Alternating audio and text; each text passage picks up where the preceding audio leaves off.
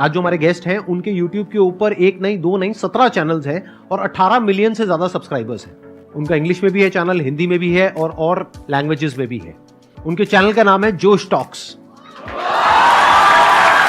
Please give an energetic and warm welcome Supriya and Shobhit.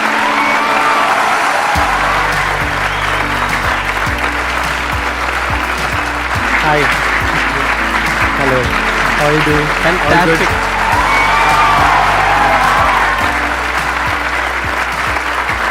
Please have a seat. कितने लोग हैं आप में से जिन्होंने जोश टॉक्स की वीडियोस देखी हैं? सबने देखी है, ऐसा कोई नहीं होगा जिसने नहीं देखी होगी। हाँ। लेकिन एक और इंटरेस्टिंग बात, कितने लोगों ने इनको आज से पहले देखा है?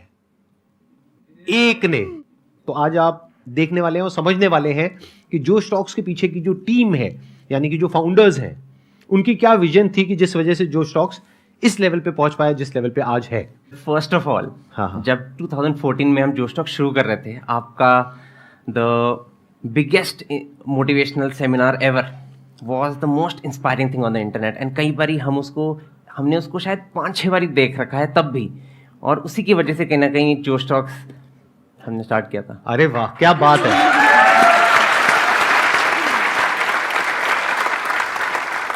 और आप दोनों कैसे मिले?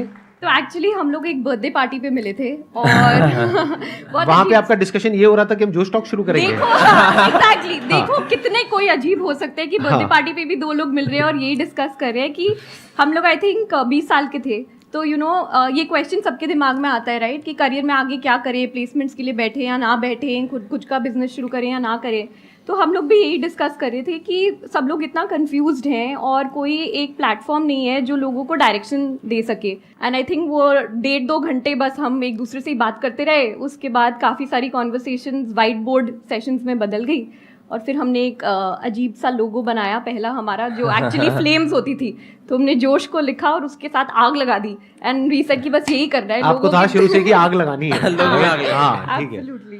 आपने जो अपना ये चैनल शुरू किया था वो इंग्लिश में किया था, लेकिन आज की डेट में हिंदी वाला जो आपका चैनल है वो सबसे बड़ा है, उस पे ज्यादा सब्सक्राइबर्स हैं और इंग्लिश वाले पे कम है कंपैरेटिवली। हमने जब इंग्लिश में शुरू किया वो हमारा स्टार्टिंग पॉइंट था, लेकिन जो हमारी ग्रोथ हुई वो एक्चुअली हिंदी की वजह से हुई। फिर हमने 6 और रीजनल लैंग्वेजेस में लॉन्च किया, तो मराठी, तमिल, तेलुगु, मलयालम, पंजाबी, बंगाली। तो आज की डेट में जोश टॉक्स 10 लैंग्वेजेस में है।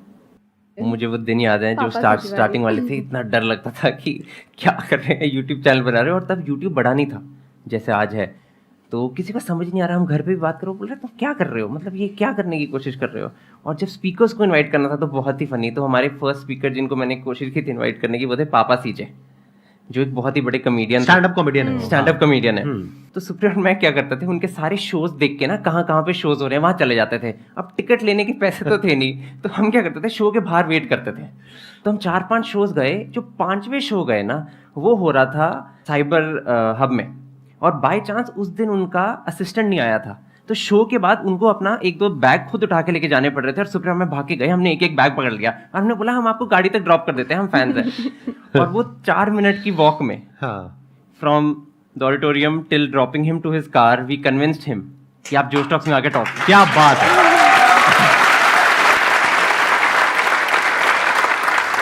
लेकिन ये प्रॉब्लम यहाँ पे सॉल्व नहीं होती है, क्योंकि उस टाइम पे आपके पास में जगह भी नहीं होगी, ऑफिस भी नहीं होगा, तब तक आपको फंडिंग भी नहीं मिली थी आई थिंक, राइट? नहीं। तो फिर आपने कैसे किया, मैनेज कैसे किया? स्टूडियो, कैमरा सेटअप, ये सब रेंट पे लिया, कैसे किया? एक्चुअली मैं पहले इंडियन टीम के लिए साइकिलिंग करता था, तो मेरे पास एक साइकिल था जो प्रोफेशनल बाइक था, वो मैंने बेचा था। और सुप्रिया कुछ ट्यूशन लेती थी और क्लासेस लेती थी, तो उसने थोड़े बहुत पैसे बचाए हुए थे, तो हमने उसको जोड़ के पहला जोश टॉक्स ऑर्गेनाइज किया। कितने टाइम तक फंडिंग आपने अपनी जेब से लगाई थी? 1-2 इवेंट्स करने के बाद हम लोगों ने ना बार्टर स्पॉन्सर्स लेने शुरू कर दिए थे कि खाना कोई दे देगा, ऑडिटोरियम कोई दे देगा। बट 2020 में हमने एक्चुअली अपना पहला फंड रेज किया था इंस्टीट्यूशनल कैपिटल से। और आपने शुरू कब किया था? 15 में इनकॉर्पोरेट किया था। 2015 में आपने शुरू किया था। आपकी टीम कितनी बड़ी है? आई थिंक अब 200 लोगों के आसपास जोश टॉक्स में फुल टाइम बेसिस पे लोग फुल टाइम बेसिस पे जोश टॉक्स के। बट मैं कहना चाहता हूँ कि जितनी जोश टॉक्स एक कंपनी है, उससे ज़्यादा जोश टॉक्स एक मिशन है। And the reason that we started was because वो एक मिशन बहुत ही स्ट्रांग था। इनफैक्ट जब उस पार्टी पे सुप्रिया और मैं, बर्थडे पार्टी पे सुप्रिया में मिले थे, जो हम 2 ऑब्सेस्ड पागल जैसे लोग थे जो साइड पे बस बातें कर रहे थे कि हम देश कैसे बदलें। मुझे एक यूज़र ने फ़ोन करके मुझे बोला कि जोश टॉक्स ने मेरी लाइफ में क्रांति की है, revolution, and that was the mission of जोश। सो जितना एक वैल्यूएशन या एक फंडरेज मायने रखता है कुछ बड़ा करने का, उतना ही आई थिंक मायने ये भी रखता है कि वो संस्था हमने बनाई ही क्यों, उसका पर्पस क्या है इस दुनिया में। जो पहला प्रोडक्ट था वो शायद जोश टॉक्स था, जहाँ पर लोग आके अपनी कहानियाँ सुनाते हैं। ऑलरेडी जोश टॉक्स का एक सेकंड प्रोडक्ट है जहाँ पर इंग्लिश एक बहुत इंपॉर्टेंट पार्ट बन गया हमारी लाइफ का, वो इंग्लिश है, और फ्यूचर में जाके और भी चीज़ें होंगी वो सारी। और यहाँ पे सपना ये है कि हम वो सारी चीज़ें बनाएं जो इवेंचुअली एक यूथ को जाके अपनी लाइफ में सपोर्ट कर पाए अपना पोटेंशियल अनलॉक करने के लिए। तो कहीं ना कहीं हम बोलते हैं कि जो इवेंचुअल ड्रीम है वो ये है कि 10 साल के बाद अगर एक सिक्योरिटी गार्ड का बेटा उसके फादर को बोले कि पापा मुझे लाइफ में कुछ करना है, तो all the security guard should need to tell his son is all you need is josh, josh in your heart and josh on your mobile phone screen. Excellent.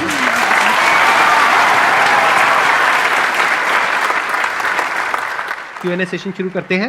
मेरा क्वेश्चन ये है कि जब आपने ये करना स्टार्ट किया तब आपके पास ऑब्वियसली काफ़ी सारी डिफ़िकल्टीज आई होंगी, फेल्यूर्स आए होंगे, तो आपने इस सब से कैसे डील किया? मैं इसको और थोड़ा एक्सटेंड कर देता हूँ क्वेश्चन को कि आपने अपनी पूरी जर्नी में जब तक आपने फंडिंग रेज नहीं करी थी तब तक सबसे बड़ी प्रॉब्लम कौन सी फेस करी? यानी क्या कोई ऐसा पॉइंट आया जब आपको लगा कि अब आगे नहीं हो पाएगा? आई थिंक आज भी वो पॉइंट्स आते हैं। तो ये ना बोलना कि सिर्फ पहले वाले दिनों में फेलियर होता है, आई थिंक हर रोज़ अगर आप एक बिजनेस चला रहे हैं रोज़ उतार चढ़ाव होते हैं और फेलियर तो बार बार ही आता है, बट वो फेलियर से डील करने की क्षमता बढ़ जाती है ओवर टाइम। बट जो पहला आई थिंक हमारा जो फेलियर था ना, जिसमें मतलब रोने निकल गए थे, वो था जब हम लोग लीप कर रहे थे 2016 में जो त्यागराज स्टेडियम में था।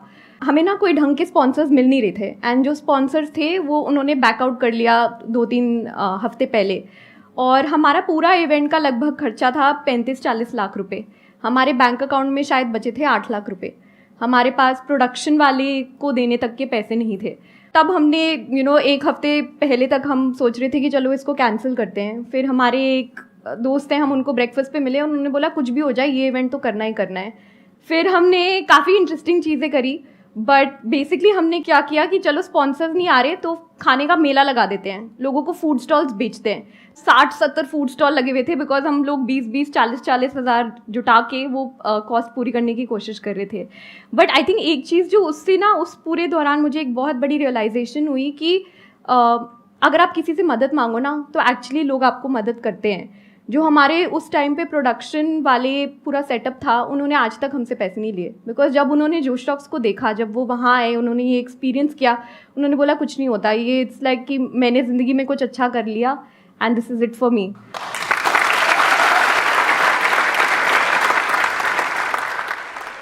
मैम मैं आप दोनों से यही चीज़ पूछना चाहता हूँ, लाइक इतने बड़े लेवल पे आप दोनों काम कर रहे हो, आप दोनों के बीच में कभी ना कभी क्लैश तो हुआ होगा, लाइक कभी ना कभी अभी आते हुए भी हुआ था। क्लैश लाइक फंडिंग यहाँ डालें, फंडिंग यहाँ डालें, या किसी और को बुलाएं, ऐसा कुछ? क्लैशेस तो हर को फाउंडर्स के बीच में होते हैं, क्लैशेस हर तरह की रिलेशनशिप में होते हैं, घर पे भी होते हैं, राइट।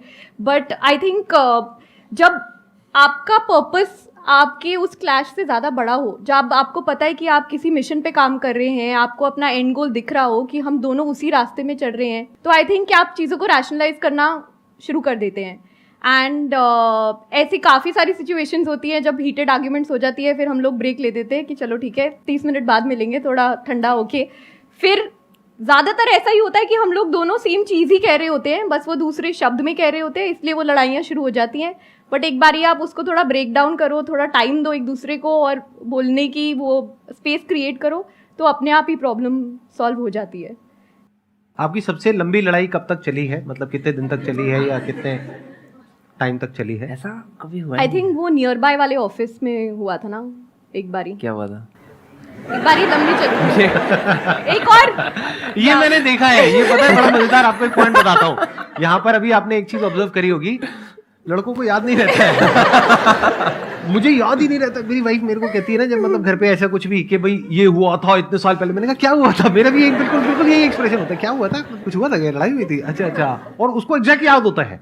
उसको पूरा वर्ड टू वर्ड पूरी पिक्चर याद है, पूरा वो सारा बता देगी। उस टाइम पे आपने ये कलर के कपड़े पहने थे, ये आपने कहा था, ये फिर ये हुआ था, फिर ये हुआ था, फिर ये हुआ था।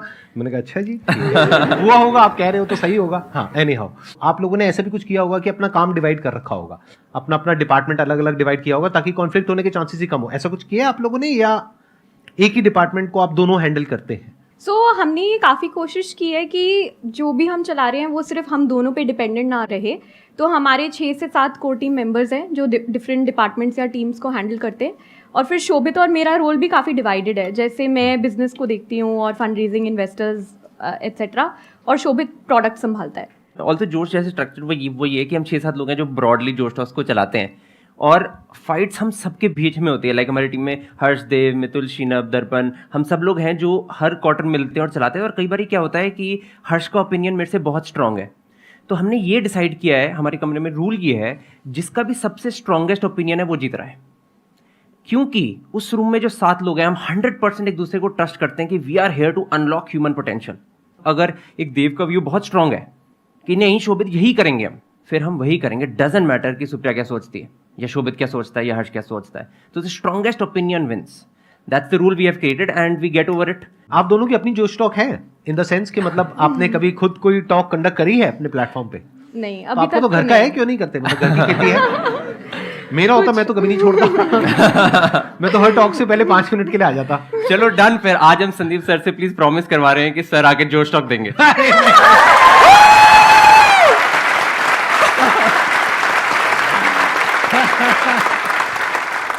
मेरी प्रॉब्लम क्या है मैं बता देता हूं, मैं क्यों नहीं जाता हूं। क्योंकि आप में से कुछ लोगों को लगता भी होगा कि मैं कहीं जाता क्यों नहीं हूं। उसके पीछे रीजन है कि मेरे को हर तरह के लोग हर जगह से अप्रोच कर रहे हैं। तो अगर मैं किसी भी एक भी जगह जाता हूं तो बाकी लोग बुरा मान जाएंगे कि आप यहां क्यों नहीं आते हो।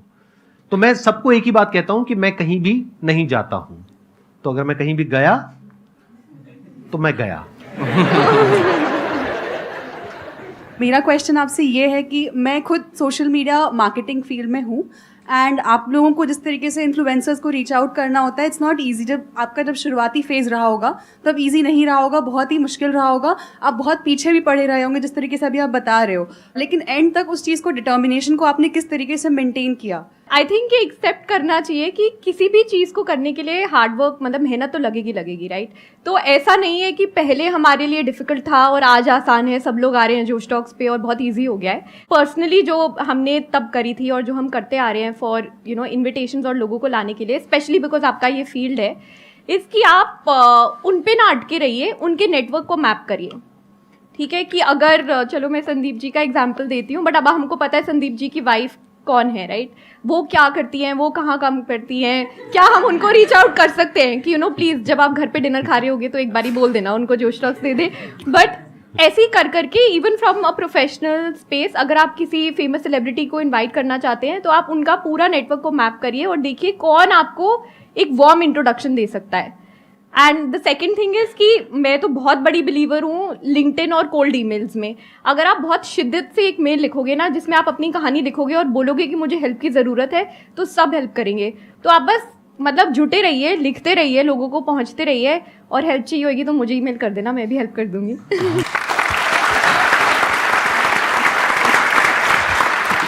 देखो मैं यहाँ पे थोड़ा सा ऐड करता हूँ कि क्या आसान होता है और क्या मुश्किल होता है। अगर आप प्रैक्टिकली रियलिस्टिकली चलोगे तो सब कुछ आसान है। अब प्रैक्टिकली रियलिस्टिकली चलने का मतलब क्या है कि अगर आज ये किसी को अप्रोच करेंगी, 10 में से 5 लोग हाँ कहेंगे, 10 में से 5 लोग ना कहेंगे। आज अगर आप किसी को अप्रोच करोगे तो 100 में से 1 हाँ कहेगा या कहेगी, 99 ना कहेंगे। अगर ये बात आपको पता है तो बहुत आसान है। 100 ईमेल भेजने में क्या देर लगती है? कितनी देर लगती है मुझे बताओ? एक ही तो ईमेल है, वही तो कंटेंट है, बस उसमें नाम ही तो चेंज हो रहा है। 1 घंटा, 2 घंटा, 3 घंटा, 4 घंटा, इतना तो आप इंस्टाग्राम पे डेली टाइम पास करते हो रील्स देख करके। सही कह रहा हूं, गलत कह रहा हूं? तो क्या गया आपका? कुछ भी नहीं, 4 घंटे तो लगे। तो अगर आपको पहले से पता है तो आसान है। हाँ, अगर नहीं पता है तो बहुत मुश्किल है। जैसे फॉर एग्जाम्पल आप यहां से दिल्ली से कहीं जा रहे हो, आपको पहले से पता है कि ये जो डिस्टेंस है ये 300 किलोमीटर है, तो बहुत आसान है। बट अगर आपको पता ही नहीं है कि वो कितना किलोमीटर है, तो हर 1-1, 2-2 किलोमीटर पे जाकर के आप रुक जाओगे। अरे आया नहीं, ये क्या हुआ, हम इतना दूर आ गए, हम 50 किलोमीटर आ गए, अभी तक नहीं आया। तो अगर आपके जो गोल्स हैं वो रियलिस्टिक हैं, प्रैक्टिकल हैं, तो सब कुछ आसान है। फिर अपने माइंड में आप बिठा सकते हो कि 100 ईमेल्स भेजना आसान है। जब मैं आसान है बोलता हूं, मैं ये नहीं बोलता कि आपने एक को भेजा और एक से रिस्पॉन्स आना आसान है, नहीं। 100 ईमेल्स भेजना आसान है, 100 पे भी रिस्पॉन्स नहीं आए तो 100 और ईमेल्स भेजना आसान है। और जब एक दो को आप अप्रोच कर लेते हो ना, तो धीरे धीरे एक नेटवर्क बनने लग जाता है। आज जैसे हमारा एक तरह का एक नेटवर्क बन गया है कि आज मेरे शो में जो भी लोग आए हैं, अगर उनमें से किसी की भी कॉन्टैक्ट डिटेल इनको चाहिए तो ये हमसे ले लेंगे, हमें किसी की कॉन्टैक्ट डिटेल चाहिए होगी तो हम इनसे ले लेंगे। तो बेसिकली एक नेटवर्क बन जाता है। जब आप किसी से मिलते हैं या आप उनसे कोई हेल्प लेते हैं तो आपको हमेशा दिमाग में ये ज़रूरी है रखना कि मैं उनकी कैसी हेल्प कर सकता हूँ या कर सकती हूँ, या मैं उनकी सहायता कैसे कर सकता हूँ। तभी एक रिलेशनशिप बनती है जो over a period of time last कर पाती है। ये नहीं है, क्या होता है ना, कभी कभी लाइक अभी काफ़ी लोग हम लोगों को भी मेल लिखते हैं, वो हमेशा होता है कि वो बस बिना किसी ऑब्जेक्टिव की हेल्प मांग रहे हैं या बिना किसी ऑब्जेक्टिव की चीज़ें मांगी जा रही हैं, तो उससे काम नहीं चलता। आप थोड़ा लाइक एक वेल डिफाइंड क्वेश्चन पूछो तो लोग आपको आंसर करेंगे। और हमेशा ये दिमाग में रखो कि इस रिलेशनशिप में मैं क्या वैल्यू ऐड कर सकती हूँ, इसको मैं क्या कैसे ग्रो कर सकती हूँ। Because at the end of the day everyone is just about relationships.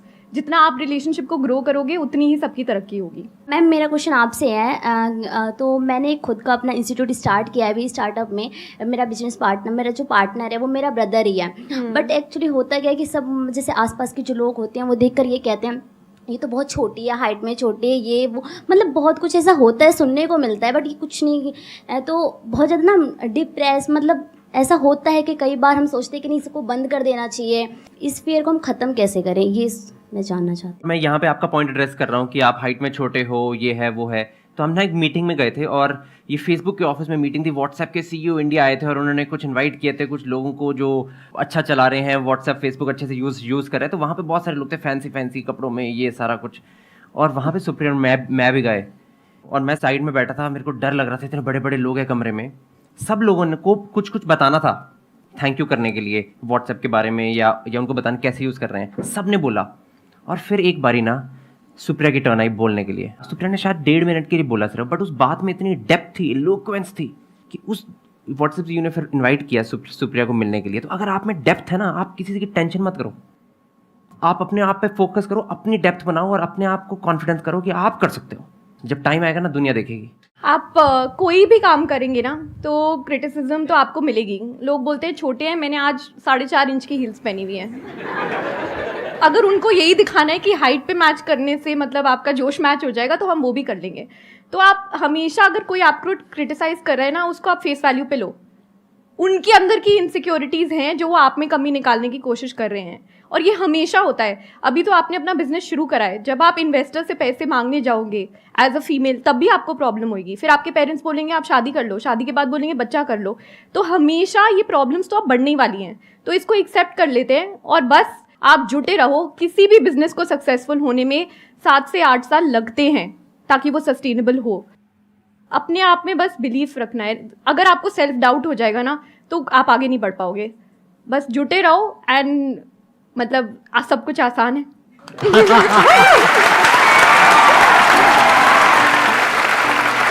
Thank you so much. Thank you so much. Thank you so much.